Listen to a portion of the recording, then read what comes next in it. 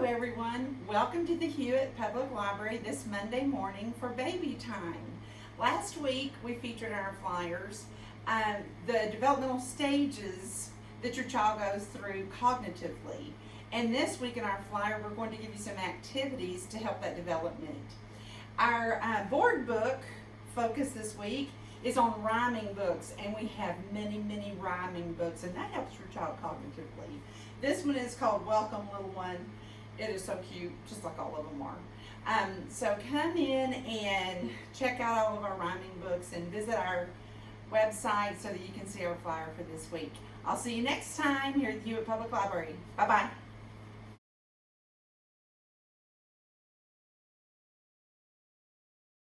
You can do it. So setting up your environment for success is really important.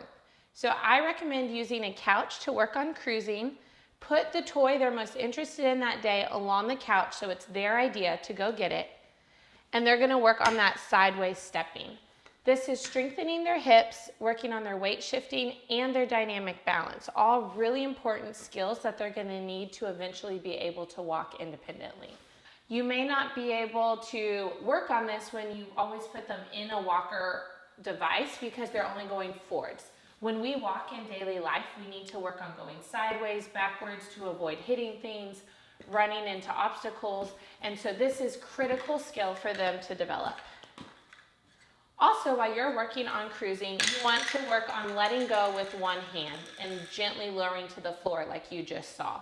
That is going to be important as they start to work on the strength they need for independent transitions. If they're not already doing this on their own, there's a couple ways you can start to work on that letting go portion. So holding the toy that they're interested in out to the side so they get this rotation is what's going to encourage them to let go. Good job. So they're going to pull the stand. You're going to catch their interest, you're going to hold it to the side, and this rotation is exactly what we're looking for. They're going to rotate to grab it, and then they're probably going to hold back on so they can get their balance or lower to the floor. Follow their lead, let them go up and down, and as you're working on those first steps, getting cruising and rotating to let go. Those are the first pieces that you need. The next thing, as they get confident going along a straight surface like your couch or your coffee table, and they can rotate away, is to work on going between two surfaces. So what we're gonna do is we're gonna put the toys he's interested in, one on each surface. We're gonna keep them close together. You can see he likes it. And then we're gonna take them, we're gonna get his attention. Hey, look, it's over here. Put it at something just a little bit away. So at first they should be able to rotate and get between surfaces without having to let go so that they can rotate back and forth. So we're gonna move back over here. Here you go, where'd it go? There you go. And you're just practice going back and forth between the two surfaces. This is about where he is right now, and as he gets a little bit stronger, we're moving the surfaces, and before you know it, they're going to take a step or two to have to get to the next surface, and they're not even going to realize it because they're so used to going back and forth. So we're just going to keep adding toys to rotate between the two. Where'd they go? And then he's switching. You can see he's taking a little bit of a step to get there.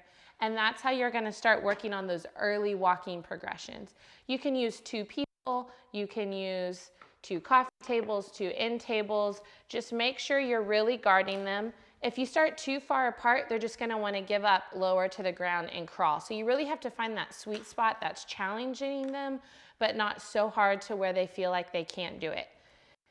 So that rotating piece, here he's rotating on the ground, standing up, and then we're going to try to get him to rotate back on this side. Look.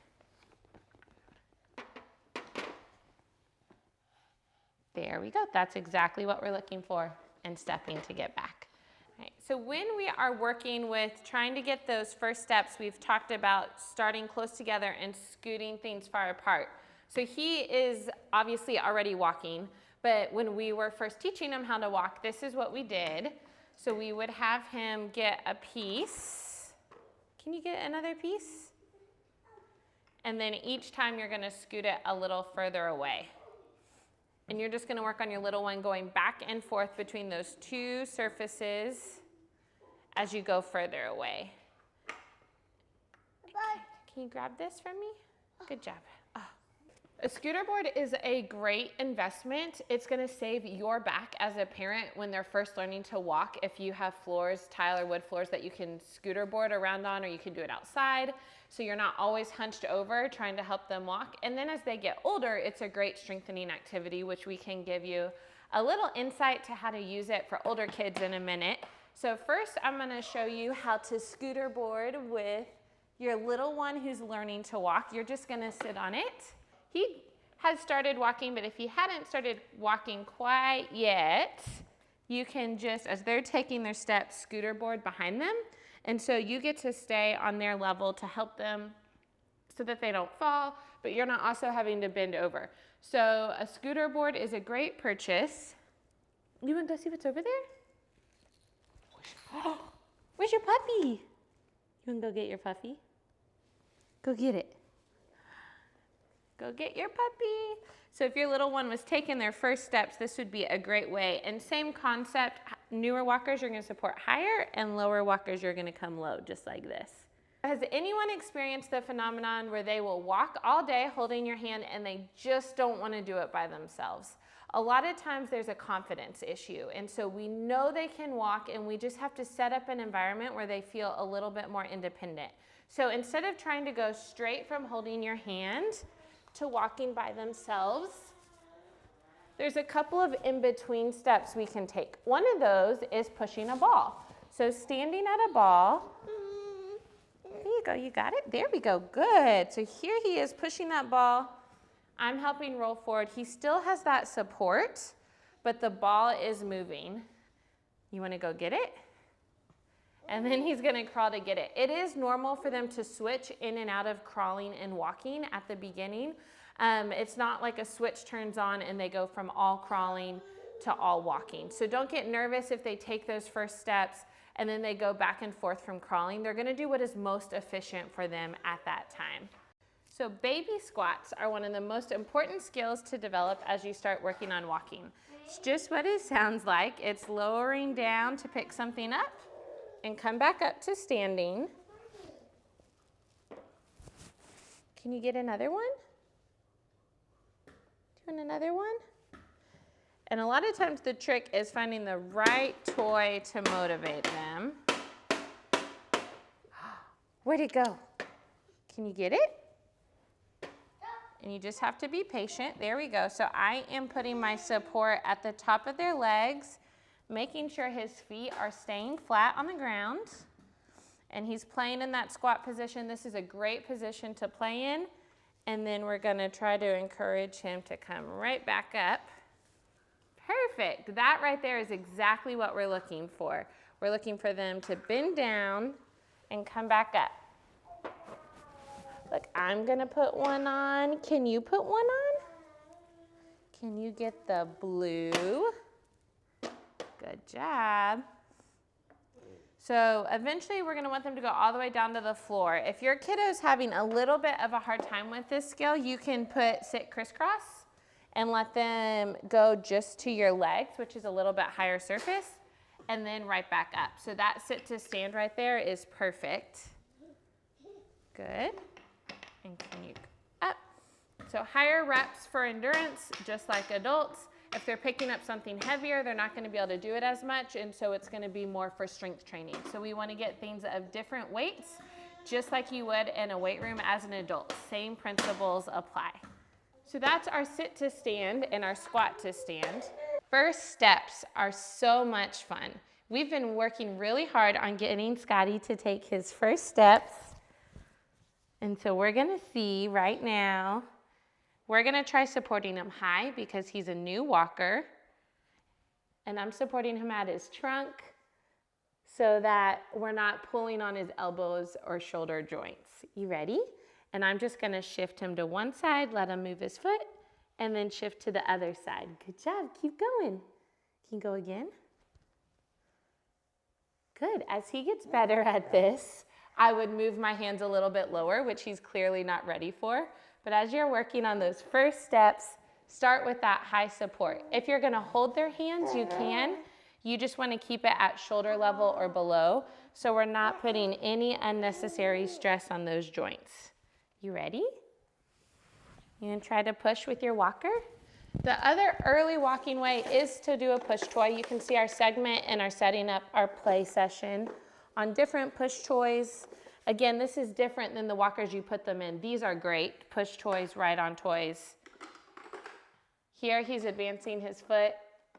You ready? You wanna try again? There, good step. Good, so you can see I'm pushing it for him because he's a little bit early. And then as he gets older, he's gonna be able to push himself. The other thing you're gonna think about is how close they are to the surface. So if their surface is really close to them, it's gonna be easier, and as they get stronger, there's gonna be able to be more space between them and the push toy as they're walking. So we're gonna let them pull to stand. This is why you just wanna keep these things out in your play environment. So when they decide they're interested, they can explore it on their own. Following their lead and patience are two of the most important things as you work on early walking skills. Good job, Scotty. Keep going. Good job. Yay.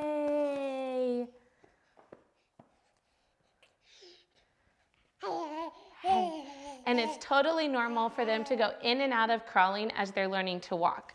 Remember, as we mentioned in the core section, that crawling is great core strengthening. So we actually want to encourage them to keep crawling. It's not like they turn off the crawling and turn on the walking. It's not a switch. You want them to do both simultaneously and interchange as they begin to work on those early skills.